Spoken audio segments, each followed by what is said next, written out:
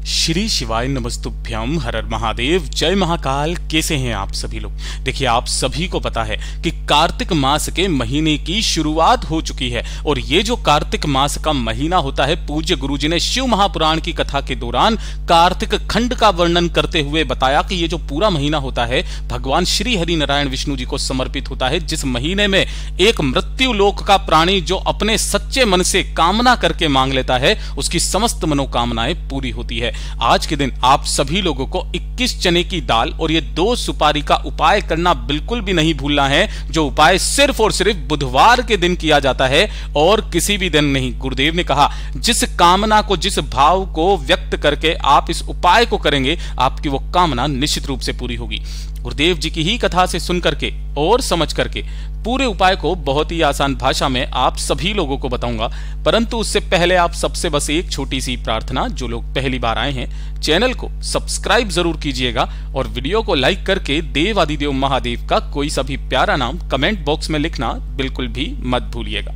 इस पूरे वीडियो में हम 3 महा उपायों के बारे में बात करेंगे जो कि आपको कल बुधवार के दिन करने हैं, तो ध्यान से सुनना है और समझने की कोशिश करना है। लेकिन उससे पहले आप सभी लोगों को एक विशेष जानकारी देना चाहूंगा कि जिन भी लोगों ने अभी तक इस वाले वीडियो को जाकर के नहीं देखा है वो निश्चित रूप से जाकर के देखिएगा। अगर आप सच्चे शिव भक्त हैं, पूज्य गुरुजी ने कहा कि जो एक सच्चा शिव भक्त होता है वो कार्तिक मास के महीने के ये 7 नियमों का पालन करता है और 3 प्रकार के दीप दान का निश्चित ही एक नियम बना करके उसका उपभोग करता है। पूज्य गुरुजी ने कहा कि जो व्यक्ति इस कलयुग के अंदर इन 7 नियमों में से मात्र किसी एक नियम का भी पालन पूरे सच्चे मन से इस कार्तिक मास के महीने में कर लेता है तो उसे साक्षात शिव का साक्षीकरण प्राप्त हो जाता है। तो जिन्होंने भी अभी तक इस वाले वीडियो को नहीं देखा है जाकर के जरूर देखिएगा। अब बात करते हैं हमारे पहले वाले उपाय कि आपको चने की दाल और 2 सुपारी से करना है। पूज्य गुरुजी ने कहा कि जब आपके कार्यों में एक के बाद एक बाधाएं आने लग जाए, है ना, आपके कार्य पूरे हो ही नहीं रहे, किस तरीके के कार्य वो भी सुनिए। अगर आपने कोई नौकरी के लिए अप्लाई कर रहे हो, नौकरी नहीं लग रही है, व्यापारिक कोई कार्य है आपके, वो बार बार अटके ही चले जा रहे हैं, कोर्ट कचहरी का कोई कार्य है नहीं हो रहा है, आप जीवन में कुछ करना चाहते हो उसको कर नहीं पा रहे हो, शादी ब्याह से संबंधित अगर आपके देरी हो रही है, शादी में कार्यों में देरी हो रही है, किसी भी कार्यों में आपके देरी हो रही है, कई कार्य पूरे नहीं हो रहे, कोर्ट कचहरी के काम अटके हुए हैं, कोई व्यापारिक काम अटके हुए हैं, तो आपके सारे के सारे कार्यों की सिद्धि हो जाती है केवल एक छोटे से उपाय से, जो कि आपको सिर्फ बुधवार के दिन करना होता है। इसके लिए आपको चाहिए क्या, वो चीज ध्यान से सुनिएगा। आपको लेना होगा इस तरीके से चने की दाल। कितनी चने की दाल चाहिए वो चीज ध्यान रखना, अरहर की नहीं, चने की दाल लेना है, बिल्कुल इस तरीके की रखती है, ठीक है। आपको जो भी छोटा सा एक कलश हो ना आपके घर में, उसको भर करके आपको चने की दाल ले लेनी है। छोटा वाला ले लो, जितनी आपकी श्रद्धा उतनी ले लेना। चने की दाल इसके अंदर भर लेना। इसके बाद में आपको लेनी होगी 2 सुपारी। जो 2 सुपारी लोगे, इनका भी क्रम पूज्य गुरुजी ने बताया, एक भगवान गणेश के नाम की, एक माता गौरा के नाम की। ये 2 सुपारियां आपको लेनी होती है और अपनी कामना कह करके जो जिस कलश में आपने यहां पर चने की दाल ली है उसी के ऊपर आपको ये 2 सुपारी रख देनी है। और तीसरे नंबर की जो चीज पूज्य गुरुजी ने बताई वो बताया एक सिक्का। लक्ष्मी के तौर पर आप चाहे 1 रुपए का, चाहे 2 का या 5 का या 10 का जो सिक्का मिल जाए वो सिक्का आपको इसी वाले कलश के ऊपर रख देना है। इस तरीके से आपको इस पूरे के पूरे कलश को तैयार करना है और उसके बाद में आपको लेना है एक पीला कपड़ा। चाहो तो आप एक पीले कलर का रुमाल ले लो, सूती कपड़ा जो भी हो छोटा सा, उससे आपको क्या करना है, इस वाले कलश का इस तरीके से मुख ढक देना है अच्छे से। इसको पूरा अच्छे से पीले कपड़े से इसका मुख ढक देना है। ढकने के पश्चात अब आपका नियम यह कहता है कि जब आप इसे ढक देंगे उसके बाद में जो भी इस उपाय को कर रहा है उसे मौन धारण कर लेना है। मौन धारण का मतलब है कि अब उसे अपने मुख से एक शब्द भी नहीं बोलना है। ये इस उपाय का नियम है। इस कलश को रखने के पश्चात आपको इसे उठा करके अपने घर के मंदिर में रख देना और घर के मंदिर में रखने के पश्चात इसका क्या करना है, पूजन करना है। जैसे भी आप हल्दी रोली कुमकुम चावल चंदन लगा करके, है ना, भगवान गणेश जी के सम्मुख में रख करके इसको क्या करना है, इसका पूजन करना है। और पूजन करने के पश्चात अब आपको वो सबसे विशेष काम करना है कि इस कलश को आपको उठाना है। इसके ऊपर से आपने जो ये पीला कपड़ा लिया है इस पीले कपड़े को हटा देना है। अपने दाहिने हाथ में इस कलश को लेना, ठीक है, और दूसरे हाथ से आपको इस कलश के मुख को बंद कर देना है। इस तरीके से अपने दोनों हाथों में लेना और आपके घर के आसपास जो भी मंदिर है, मंदिर के जो पुजारी हैं उनके पास में आपको जाना है और बिना कुछ कहे मौन धारण करे रहना है। अपनी कामना अपने मन में कहते हुए, जिस कार्य सिद्धि के लिए आप आए हो उसकी कामना को मन में कहते हुए इस कलश को आपको इन ब्राह्मण जन को दान में दे देना है। ये वाला उपाय सिर्फ और सिर्फ बुधवार के दिन किया जाता है। पूज्य गुरुजी ने कहा कि आप जिस कार्य की सिद्धि को मन में कहते हुए ये वाला उपाय करेंगे, आपका वो कार्य निश्चित रूप से पूरा होगा। ये शिव तत्व है। पूज्य गुरुजी का बहुत अद्भुत और अचूक उपाय है, जरूर कीजिएगा। और अब बात करते हैं दूसरे वाले उपाय की। इस वाले उपाय को तो आपको चूकना ही नहीं है।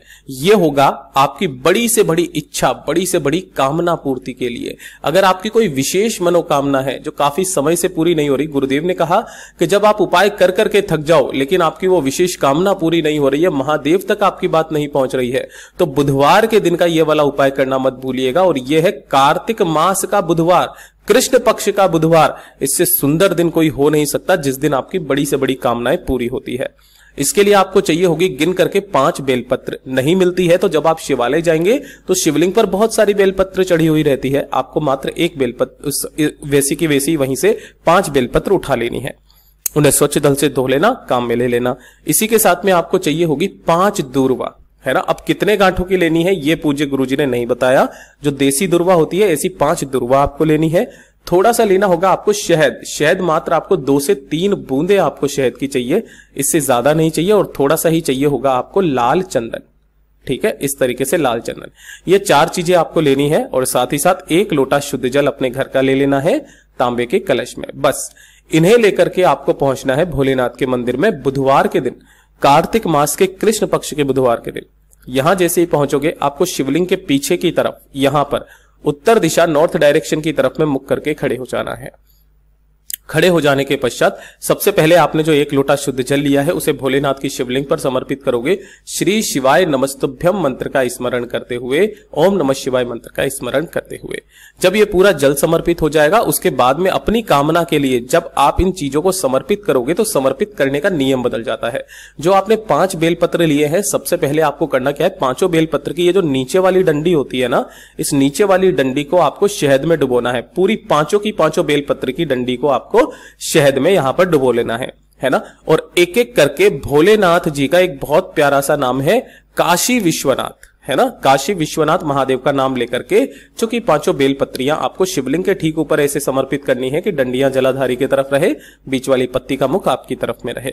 5 बेलपत्रियों को यहां पर समर्पित कर देने के पश्चात जो आपने 5 दुर्वाएं ली है, उन 5 दुर्वाओं को भी आपको इसी क्रम में पकड़ना है कि सभी की डंडियां एक तरफ में रहे, ठीक है। और जो सभी की नीचे का जो हिस्सा है, इस नीचे के हिस्से को शहद में डुबोकर एक साथ सभी की सभी को आपको भगवान गणेश जी के चरणाविंद, जो कि शिवलिंग का राइट हैंड साइड का हिस्सा होता है ये वाला, यहां पर आपको उन 5 की 5 दुर्वाओं को समर्पित कर देना है अपनी कामना कहते हुए।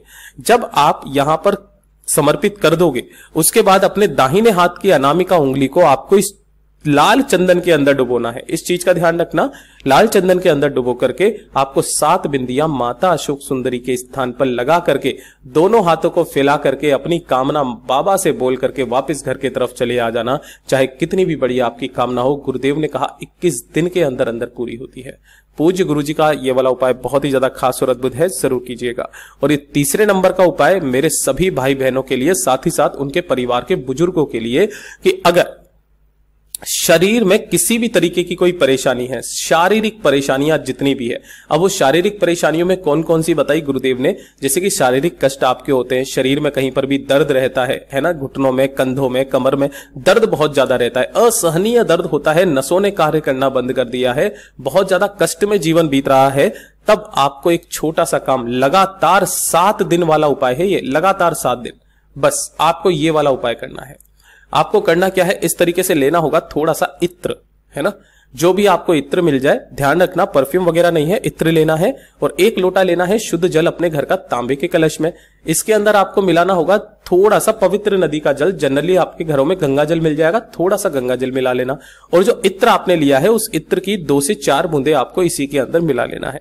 इस इत्र के जल को ले जाकर के आपको पहुंचना है भोलेनाथ के मंदिर में, शिवलिंग के पास, जहां पर आप शिवलिंग के पीछे की तरफ में खड़े हो जाओगे, उत्तर दिशा की तरफ में मुख करके दोनों हाथों में आपको इस कलश को पकड़ना है। ध्यान रखना इस उपाय को उसे ही करना है जिसके शरीर में काफी ज्यादा दर्द रहता है। दोनों हाथों में पकड़ करके अवधूतेश्वर महादेव का स्मरण करके, अवधूतेश्वर महादेव का स्मरण करके आपको इस संपूर्ण जल को एक धारी से धीरे धीरे करके श्री शिवाय नमस्तुभ्यम मंत्र का स्मरण करते हुए शिवलिंग पर समर्पित करना है। जो भी जल जलाधारी से बहकर के नीचे की तरफ आए उस जल को आपको रोकना है और रोक करके बाबा से विनती कामना करके घर ले जाना है। घर ले जाने के पश्चात अपने दोनों जिस स्थान पर भी आपके दर्द होता है उस दर्द वाले स्थान पर लगाना और इसका थोड़ा सा आचमन कर लेना। अवधूतेश्वर महादेव का नाम लेकर के ये वाला उपाय लगातार 7 दिन करके देखिएगा, आपको 8वें दिन से ही आराम आना शुरू हो जाएगा।